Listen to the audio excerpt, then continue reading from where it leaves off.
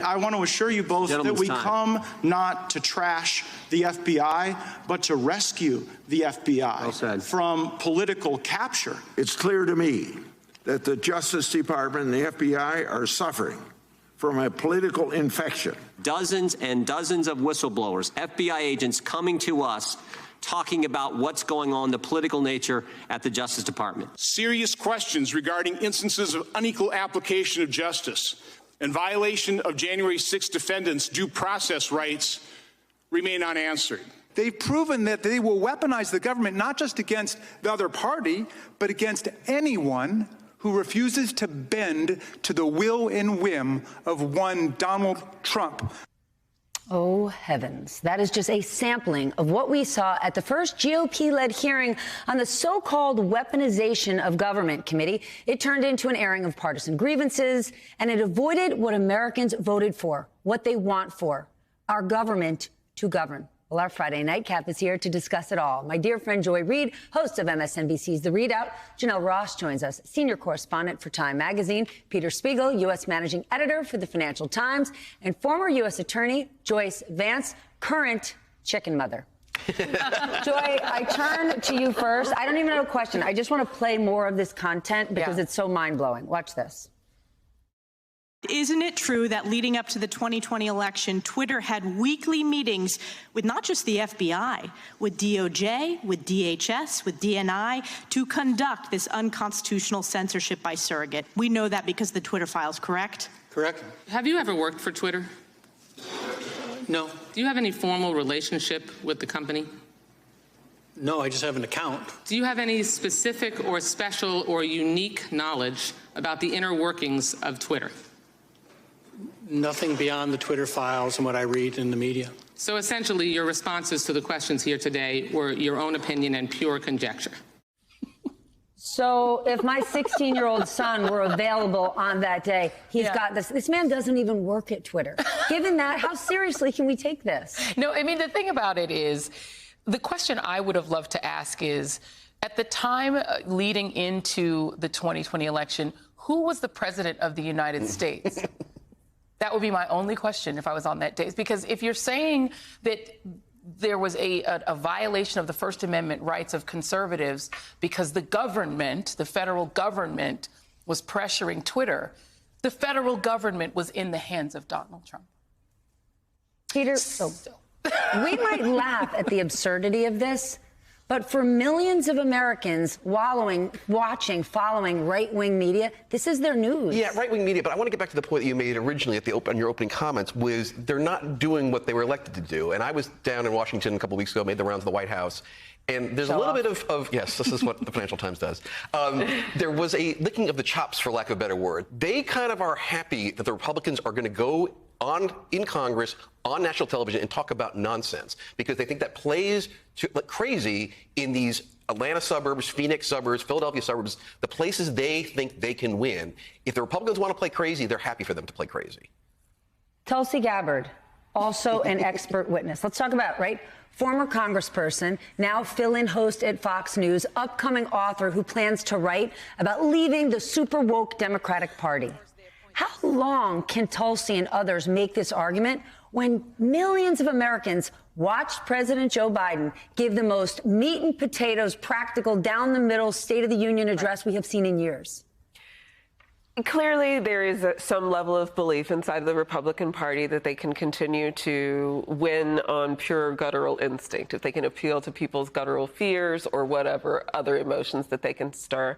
And it has worked for them, in fairness, right? It has worked for them. It didn't work in the midterms. It didn't work. You know, this is why I think the White House is actually not so upset by this. It's not working for them. I hear you all, but I mean, there is some value. There are people who do watch Fox News. There are millions of Americans who are very devoted to this approach to accessing information. I mean, the problem as somebody who's worked in the campaign world is they're not doing math, right? I mean, they have the people who are QAnon.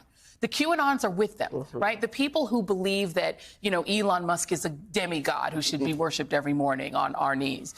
Those people are already with them. The problem is what Joe Biden is doing is he's doing math. He's saying, if I can take the people who say, boy, my cable bill's too high. Boy, if I can take the people who say, you know what, I may not really like Democrats and, okay, maybe I don't like wokeness or whatever, but boy, do I hate it when the airlines screw me over when I'm trying to get where I'm going and Southwest isn't working. Boy, do I hate it when prescription drugs cost too much. My grandma can't afford it. My insulin's too expensive. He's saying, I'm going to narrow you out and I'm going to say, you're not MAGA, right? He's going to isolate the MAGA and say, you're over there. Put them to the side. But if you just want lower prices for stuff, come with me. Now, I don't know if that works with white working class voters, but I can tell you with non-white working class voters, that is a strong message. And I can tell you with white voters under 30 who are experiencing, right, they're having to live at home. They can't buy a house. They already voted in the majority for Democrats in the most recent midterms. White voters under 30 are winnable. Biden's doing math and doing meat and potatoes. They are I'm going to be the Ari Melber at the table. They're getting high on their own supply, to quote Katie Small, because they only listen to Fox News and OANN, and they read 4chan and stuff. So they think that's reality. That is not reality to the majority of voters. Joyce, doesn't this further underscore, though, there's not much evidence about wokeness, but all sorts of evidence about anti-wokeness, fighting against a ghost that doesn't even exist? So the problem is we live in a country where for parts of the population, you live in common sense Alabama, no longer exists. I'm listening to Joy and Janelle thinking, I live in a part of the country where people do, listen to Fox News and do buy into this.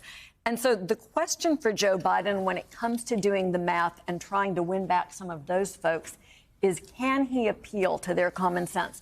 I think that's why the White House is happy to see some of this select subcommittee nonsense going on, because Republicans will make the case that there has been weaponization of the government, right, against Republicans. And it's pretty easy to take that down. If that's true, why is Donald Trump still, walking around a free man, right? It doesn't make any sense. And that's Joe Biden's pitch. That's the Joe Biden who got virtually the entire Congress to its feet in support of senior citizens. He's capable of the math and the politics. And people keep forgetting the reason that Joe Biden, his superpower is who he is. Not only is Joe Biden a politician who's been doing this since he was 29 years old, he knows what he's doing, but he himself is white working class. So he knows the language of white working class people because that is who he himself is. And, he has a little money now, but he still is Joe. He's Joey. That's his sensibility. He's still Joey. And he has the sensibility, so he speaks the language. It's the reason he was so valuable to Barack Obama, who people were looking at him saying, Kenyan, maybe Muslim, we don't know. But he's with that guy. Right? We're with that guy. Oh, he must be okay. If that guy likes him, that guy's like me. That's why he was able to do well in Pennsylvania, Wisconsin, Michigan, because he could get just enough people to say he seems normal. My favorite line of the whole night of the State of the Union was when Sarah Huckabee Sanders, right, nepotism lady who's now the governor of Arkansas, said, the real fight is between normal and crazy. And I'm thinking to myself, on the night when Marjorie Taylor Greene was screaming, liar, no kidding. liar. Yes, and they are not normal. The lady in the pimp coat is not the normal. That's the crazy. She looked like an oligarch's wife. The night when Mitt Romney is calling a colleague a sick puppy. Then explain the state of Florida to me, right? Florida, which is mission control, ground zero for the culture wars.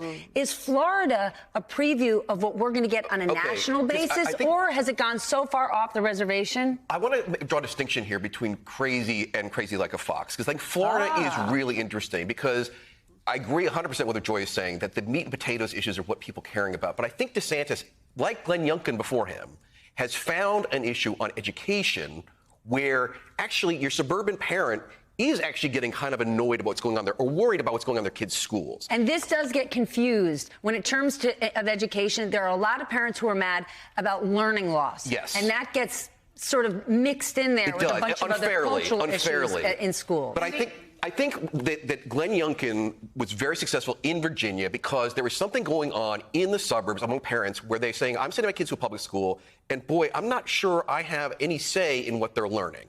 And I think that culture war issue is very live, and it is a way that I think Republicans and moderate Republicans can hive off that suburban voter that went to Biden and get them back. But there's nothing moderate about saying that I don't want my kids reading a book about Martin Luther King Jr. Or because Hank Aaron. Or Hank Aaron, because, and the thing is, I just cannot look away from the fact that the only controversial history that the parents are very concerned that their kids are learning is Black history. Yeah, of course. They don't have a problem learning about European history. European history got a lot of wars and stuff that make you uncomfortable. A lot of blood. Right. A lot of blood was spilled in Europe. But they're not uncomfortable with you. They're only weirdly freaked out by Black stuff. What suburban voters are they going for? I hate to say it. White voters who are uncomfortable about race. This They're is why going I say back crazy to the like a amygdala. fox. This is what DeSantis is trying to do, and I think the same thing happened in Virginia, right? I think it's the old dog whistle from the Reagan era, right? So again, I think we should separate the two. I think there is the hard Trumpian right that is playing crazy in Congress. I think DeSantis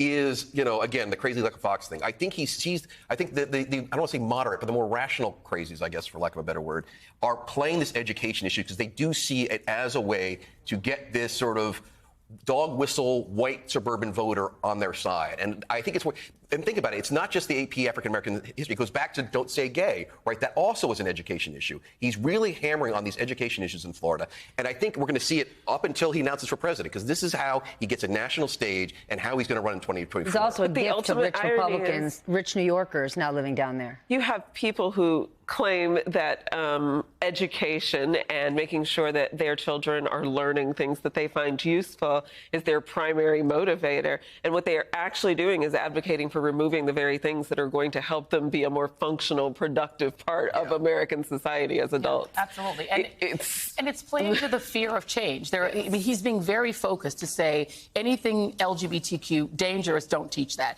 Anything about Black people, dangerous, don't teach that. Anything about Jews, dangerous, don't teach that. You see the pattern here? Yeah. What he won't have, for number one, he won't have two things. Charisma, he has none. No. He's a wee guy. So if he's up against Trump, it's a wee guy against a big guy who knows how to punch, and he doesn't. But the other thing he doesn't have are any policies that are pragmatic, that actually do anything for Floridians. All he's doing are culture war stuff. Look, I agree with you. He's taken over Disney. He's going after Mickey Mouse. What are you actually doing on insurance? The price to actually live in Florida? Nothing. He doesn't have to answer that, because guess what? Joe Biden is showing up in Ron DeSantis and Rick Scott's backyard this week and walking through his plans.